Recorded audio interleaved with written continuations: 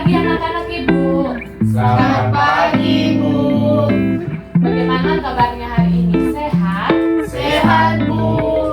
Bagus.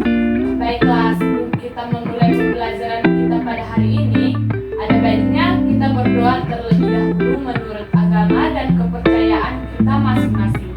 Berdoa dimulai.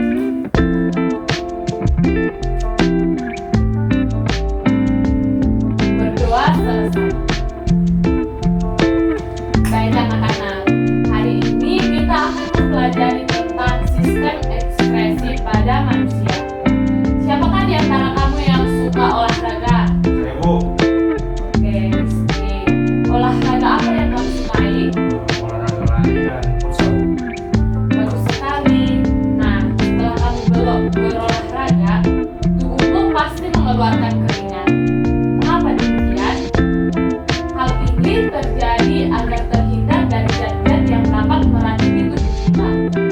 Zat beracun tersebut merupakan sisa metabolisme yang sudah tidak berguna lagi bagi tubuh. Proses mengeluarkan zat-zat beracun ini biasanya disebut dengan ekskresi.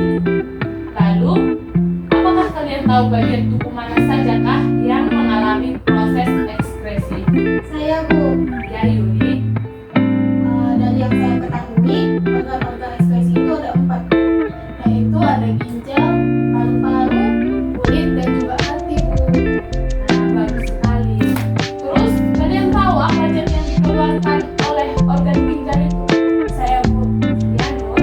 Urin. Bagus sekali.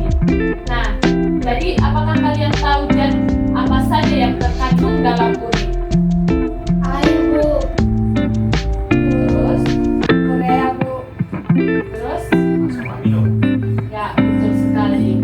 Jadi urin itu mengandung air, urea, asam amino, dan glukosa. Nah, kalian tahu bagaimana proses pembentukan urin? Tidak tahu, Bu. Jadi, proses pembentukan urin itu terdiri dari filtrasi, reabsorpsi, dan augmentasi. Yang dimana filtrasi itu merupakan proses penyaringan sel-sel darah. Hasil dari proses filtrasi berupa urin primer yang masih mengandung air, glukosa, dan asam amino. Kemudian, reabsorpsi, yaitu proses penyerapan kembali zat-zat yang masih dibutuhkan oleh tubuh. Hasil dari proses reabsorpsi itu merupakan urin sekunder. Kemudian augmentasi, yaitu proses pengumpulan cairan dari proses sebelumnya. Hasil dari proses augmentasi adalah urin sesungguhnya. Jadi itu adalah urin yang kita keluarkan. Nah, sampai di sini anak-anak sudah paham? Sudah, Bu. Oke. Nah, sekarang kita masuk ke dalam pembahasan tentang organ paru-paru. Ada yang tahu apa zat yang dikeluarkan organ paru-paru? Karbon dioksida, Bu. Ya, betul. Tapi masih ada satu lagi zat yang dikeluarkan oleh paru-paru selain karbon dioksida, yaitu uap air. Jadi paru-paru kita itu mengeluarkan karbon dioksida dan uap air. Kemudian kita masuk ke dalam organ sistem ekskresi yang lainnya, yaitu organ kulit. Nah, kulit kita ini berfungsi untuk mengeluarkan lemak dan keringat, di mana keduanya mengandung air, garam, urea, serta ion-ion. Nah, di sini ada yang tahu kulit itu terdiri dari berapa lapis? Tidak tahu, Bu. Nah, jadi kulit kita itu terdiri dari 3 lapis, yaitu lapis yang pertama itu epidermis atau lapisan kulit ari. Epidermis merupakan lapisan kulit paling luar dan sangat tipis. Yang kedua itu dermis atau lapisan kulit dahan. Dermis itu merupakan lapisan kulit yang terletak di bawah lapisan epidermis tadi. Jadi lapisan dermis ini lebih tebal dibandingkan lapisan epidermis. Dan yang terakhir itu adalah jaringan ikat bawah kulit.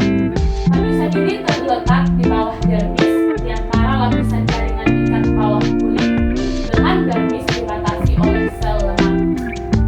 Kemudian kita masuk ke pembahasan organ sistem ekspresi yang terakhir.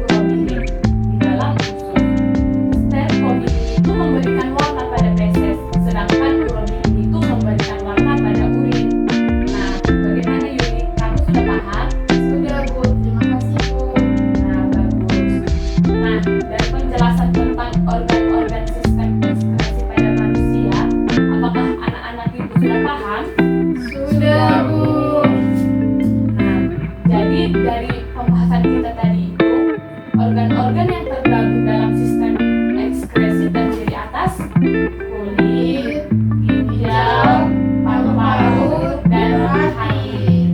Kemudian kulit mengekskresikan kelenjar keringat. Kemudian ginjal mengekskresikan urin. Paru-paru mengekskresikan Karbon dioksida dan uap air. sementara hati merupakan organ ekskresi yang berperan dalam proses pengekskresian Empedu. ya, betul sekali. Nah, karena jam pelajaran kita sudah mau habis, Ibu ada tugas untuk kalian, yaitu mencari kelainan dan penyakit pada setiap organ sistem ekskresi yang sudah kita bahas tadi. Baik, Bu. Oke. Jadi sampai di sini pertemuan kita. Sampai jumpa di pertemuan selanjutnya ya. Selamat siang semuanya. Selamat siang, Bu.